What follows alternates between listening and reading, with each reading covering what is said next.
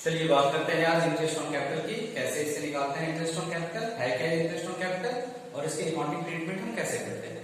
तो interest on capital जो है वो कंपनसेशन है किसी भी पार्टनर्स को जो उसने पूंजी लगाई है उस पर वो अगर वो चाहता है कि मुझे उसका कुछ मुआवजा मिले, कंपनसेशन मिले, अगर वो पैसा किसी और को देता तो उसे ब्याज तो मिलता। तो अगर हम सेपरेट एंटिटी कॉन्सेप्ट की बात करते हैं तो उसमें क्या होता है कि बिजनेस अलग है, फर्म अलग है, उसका मालिक अलग है। अगर उसने पैसा लगाया है तो उसको वो अगर वो चाहता है कि मुझे इस पे ब्याज मिले तो वो इसका एग्रीमेंट बना के डील में उसको मेंशन करके उस पे ब्याज वो पा सकता है, इसका वो अधिकार है। तो इंटरेस्ट ऑन कैपिटल के लिए हमारे पास कुछ गाइडलाइंस है, कुछ गवर्नमेंट के जो स्टैंडर्ड है वो मैंने यहाँ पे लिख रखा है, आप देखिए इसे। केस 1 है कि अगर डीड साइलेंट है, डीड में कुछ लिखा ही नहीं है इंटरेस्ट ऑन कैपिटल के बारे में, तो आपको इंटरेस्ट ऑन कैपिटल नहीं देना। अगर डिस्प्यूट होता है पार्टनर्स के बीच में और वो कोर्ट जाते हैं तो मजिस्ट्रेट उनसे पूछेगा कि आपकी डीड कहाँ है और डीड क्या कहती है इंटरेस्ट ऑन कैपिटल के बारे में। If there is no deed तो आपको इंटरेस्ट ऑन कैपिटल नहीं मिलेगा। ये मैंने आपको पिछली वीडियो में भी दिखाया है, जिसका डिस्क्रिप्शन इस वीडियो के नीचे लिखा हुआ है लिंक में, आप वहां जाके देख सकते हैं। बेसिक केस 2 है कि अगर पार्टनरशिप डीड जो है वो कहता है कि इंटरेस्ट ऑन कैपिटल देना चाहिए, लेकिन इस चीज के लिए वो साइलेंट है कि उसका ट्रीटमेंट कैसा करना चाहिए, एज ए चार्ज करना चाहिए, एप्रोप्रिएशन करना चाहिए, या सीधे सीधे इसके बारे में वो साइलेंट है कि एज ए चार्ज ये है या नहीं है, तो हम उसे एज ए चार्ज नहीं मानते। हम तभी तक देंगे इंटरेस्ट ऑन कैपिटल जब तक हमारे पास प्रॉफिट जो है वो सफिशिएंट है। ठीक है, उसके लिए दो केस होते हैं कि अगर मान लो इंटरेस्ट ऑन कैपिटल गिवन है 6% या 8%, तो if there is sufficient profit और मान लो उन दोनों का कैपिटल जो है वो 1 लाख है, दो पार्टनर है, ए 1 लाख है और एक पार्टनर है बी है 50,000 और इंटरेस्ट है 6%, तो 1.5 लाख का 6% जो होता है वो होता है 9,000। अगर प्रॉफिट मोर देन 9,000 है उस साल का तो दोनों पार्टनर्स को प्रॉफिट दी जाएगी। और उसका ट्रीटमेंट कैसे किया जाता है वो मैंने आपको कराई रखा है। जनरल एंट्री उसकी क्या होती है, इसको डालेंगे डेबिट में, डालेंगे profit and loss appropriation account, appropriation account, और 2 में डालेंगे एज कैपिटल और बीज कैपिटल अकाउंट।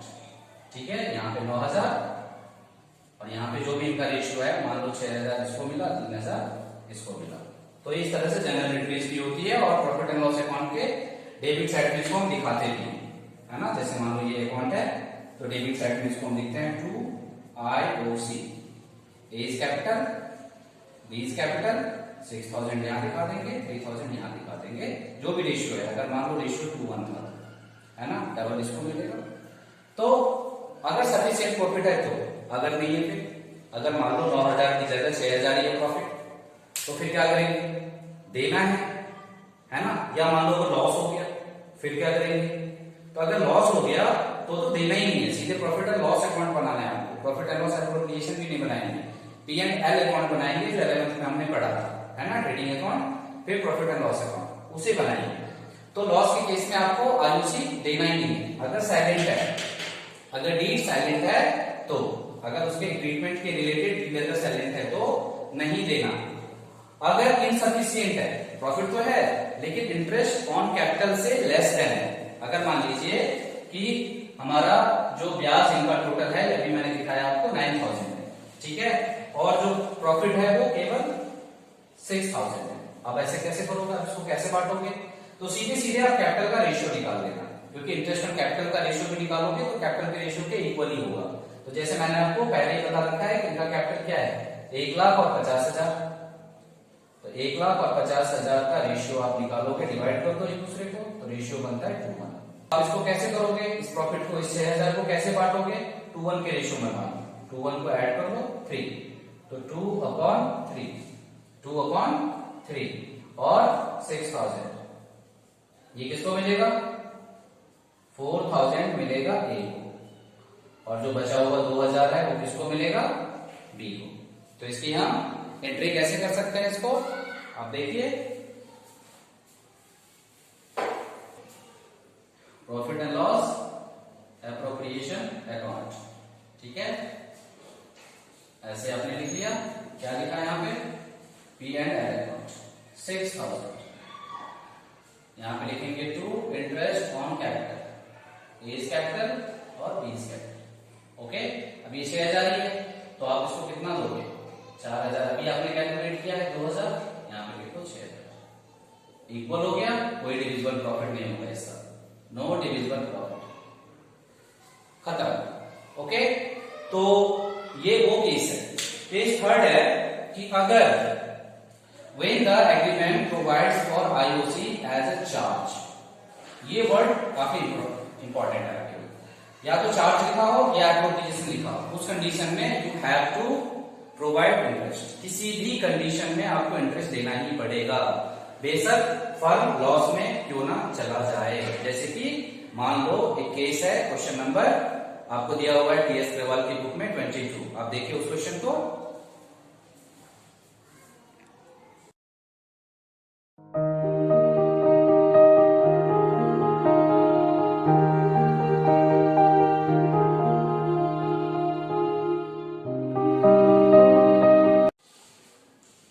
चलिए क्वेश्चन नंबर 22 मैंने यहाँ पे आपके लिए लिख दिया है, आप देख सकते हैं एक्स एंड वाई है, दो पार्टनर्स, ठीक है, जिन्होंने, जिसका कैपिटल है रिस्पेक्टिवली 20,000 और वाई का कैपिटल है 10,000, जिन्होंने इन्वेस्ट किया है और उन्होंने डीड में लिख रखा है कि उनको 6% per annum interest on capital मिलना चाहिए। उसका जो प्रॉफिट है उस साल का रेशियो है 2:3, 2/5 और 3/5 में वो अपना रेशियो उन्होंने पहले से डीड में लिख रखा है कि वो अपना कैपिटल अगर प्रॉफिट होता है तो 2/3 में शेयर करेंगे। उस साल जो बिजनेस का प्रॉफिट है बिफोर इंटरेस्ट वो ओनली 1500 है, 1500 रुपए। ओके, उनका जो प्रॉफिट है उस साल का वो 1500 रुपए है। अब आपके पास दो केस है, पहले केस में क्वेश्चन पूछ रहा है आपसे कि अगर एग्रीमेंट नहीं है आईओसी को ट्रीट कैसे करें। आईओसी के लिए तो एग्रीमेंट है लेकिन ट्रीटमेंट के लिए वो साइलेंट है, तो आप क्या करोगे। तो सिंपल है, सबसे पहले आप एक काम करो कि देख लो सफिशिएंट प्रॉफिट है या नहीं है। तो 20,000 और 10,000 मैं शॉर्टकट बता रहा हूं आपको, इकट्ठे एक साथ ही जोड़ो, अलग अलग निकालने से अच्छा, और इसका 6% आप निकाल के देखो तो ये हो रहा है 1800, यानी कि ये सफिशिएंट नहीं है क्योंकि प्रॉफिट तो आपका 1500 ही है। फिर आप क्या करोगे, तो मैंने आपको बताया था कि गिवन तो है डीड में लेकिन साइलेंट है ट्रीटमेंट को लेके, तो आप केवल प्रॉफिट जहां तक है वहीं तक आप उसको ब्याज देने के अधिकारी हैं, ब्याज देंगे, यानी केवल 1500 रुपए तक। बट कितना देंगे, तो आप इंटरेस्ट ऑन कैपिटल निकाल के रेशियो निकालो, इससे अच्छा आप कैपिटल का रेशियो निकालो। तो कैपिटल का रेशियो यहाँ पे आप देख सकते हो 20,000 और 10,000, क्लियर है, कैपिटल का रेशियो है 2 और 1, तो 2:1 में 1500 को आप बांट दो। तो कैसे बांटोगे, 2 + 1 कितना होता है 3, 2/3 इंटू 1500 काट लो, ये हो रहा है 1000 रुपए, किसका, एक्स का, और जो बचा कितना 500 रुपए, वो हो गया वाई का, या 1/3 कर लो। तो उसकी ट्रीटमेंट आप कैसे करोगे, देखो मैंने आपके लिए फॉर्मेट पहले से बना रखा है, यहां देखो इस फॉर्मेट के हिसाब से आप चलो।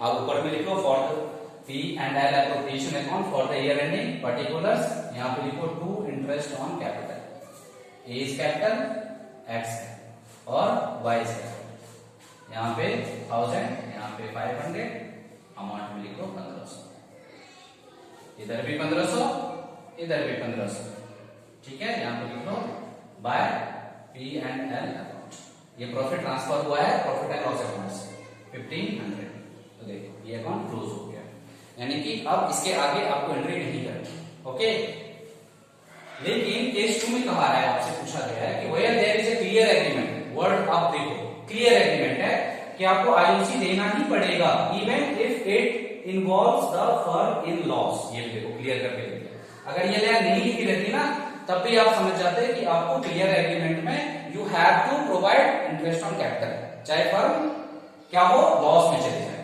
तो आप इसी फॉर्मेट पे क्या करना, आप दो चीज इसमें से चेंज कर दो, पहले तो प्रॉफिट एंड लॉस एप्रोप्रिएशन हटा दो। आप देखो आपका प्रॉफिट कितना है, सीधे सीधे आप यहां पे लिखो to interest on capital X और वाई, अब एक्स और वाई का एक्चुअल आपको निकालना पड़ेगा क्योंकि आपको तो देना पड़ेगा। तो 20,000 का 6% 1200 और 10,000 का 6% 600, टोटल कितना हो गया 1800। अब ये देखो यहाँ पे आपको समझना है, ये चीज आप समझ लो तो आपकी सारी प्रॉब्लम सॉल्व हो जाएगी। ओके, और यहाँ पे प्रॉफिट कितना है, तो यहाँ पे प्रॉफिट तो है 1500 रुपए। अब ज्यादा किधर है, इस तरफ, तो आप इधर वाला अमाउंट दोनों तरफ लिखोगे। ओके, अब देखो, अब आपको बैलेंस करना पड़ेगा, तो बैलेंस करने के लिए आप क्या करोगे, इस तरफ 300 रुपए डालोगे, और ये क्या है, तो ये लॉस है। ठीक है, तो ये होगा loss transfer to A's capital और बीज कैपिटल। अब देखो यहाँ पे एक्स कैपिटल और वाई कैपिटल अकाउंट। अब देखो एक्स यहाँ पे कितना होशियार है, एक्स का जो प्रॉफिट शेयर रेशियो है वो है 2 और 3। तो एक्स ने सोचा कि अरे यार मेरा कैपिटल तो ज्यादा है पर मेरा प्रॉफिट एंड लॉस में मेरा जो है रेशियो वो कम है, तो मैं इसे ऐसा करता हूं कि मैं इसे कंडीशनली कंपलसरी कर देता हूं कि आपको इंटरेस्ट ऑन कैपिटल देना ही पड़ेगा, क्योंकि इस हिसाब से देखो एक्स को कितना मिला 1200। लेकिन जब लॉस शेयर करने की बात होगी तो 300 रुपए का लॉस शेयर कितना करेगा, ये 2/5 3/5, तो ये 120 रुपए करेगा बस। कितना, 120, तो बचा हुआ y करेगा 180। उस केस में देखो, उस केस में x को मिल रहा था कितना 1000 रुपए और y को मिल रहा था 500 रुपए। इस वाले केस में देखो x को मिल रहा है 1200, जिसमें से आप 120 माइनस भी कर दो तब भी इसको 1080 रुपए मिल रहा है, और y को कितना मिल रहा है इस केस में, इस केस में y को मिल रहा है 600, लेकिन इसमें से 180 आप माइनस कर दो तो इसको 420 रुपए ही मिल रहा है, यानी क्लियरली है इसमें y को 80 रुपए का घाटा है ना। अब आपको समझ में आया कैसा होता है, ये क्यों होता है। तो इंटरेस्ट ऑन कैपिटल जो समझदार पार्टनर्स हैं वो इसलिए ऐसा कंडीशन कर देते हैं क्योंकि उनकी कैपिटल ज्यादा है, और जो जिनकी कैपिटल कम रहती है वो जोड़ देते हैं कि नहीं प्रॉफिट एंड लॉस में बांट लो, प्रॉफिट एंड लॉस में बांट लो। ओके, तो ये इस तरह की कंडीशन में आप ऐसे इसको ट्रीटमेंट कर सकते हो। ओके, अब इंटरेस्ट ऑन कैपिटल को आप निकालोगे कैसे, अगर मान लो कि एडिशनल कैपिटल डालता है वो बीच में या उसने कुछ ड्रॉइंग किया है, तो इसको आप कैसे ट्रीट करोगे, अभी हम उसको देखते हैं। चलिए, अभी तो आपने ये सीखा था कि इंटरेस्ट ऑन कैपिटल की ट्रीटमेंट कैसे करते हैं, कब देना है कब नहीं देना है, बट उसको कैलकुलेट कैसे करें, अगर उसमें एडिशनल कैपिटल आ गया या ड्रॉइंग आ गई तो उसे कैलकुलेट कैसे करेंगे।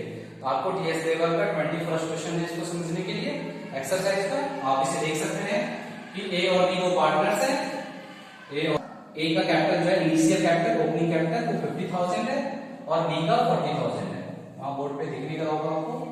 1 जुलाई 2020, ये भी नहीं दिख रहा होगा, ये 2020 मैंने मॉडिफाई कर दिया है डेट को, बुक में थोड़ा पीछे है, तो जुलाई 2020 को उन्होंने थोड़ा सा चेंज किया अपना कैपिटल, है नहीं, ये तो 1 अप्रैल को था, इनिशियल 1 अप्रैल को, जो ये ईयर चल रहा है वो अप्रैल टू मार्च चल रहा है, यानी ये फाइनेंशियल ईयर दो टाइप के होते हैं, फाइनेंशियल और कैलेंडर ईयर। फाइनेंशियल ईयर जो होता है वो स्टार्ट होता है अप्रैल 1 से 31 मार्च तक, और जो कैलेंडर ईयर होता है वो जनवरी से दिसंबर चलता है।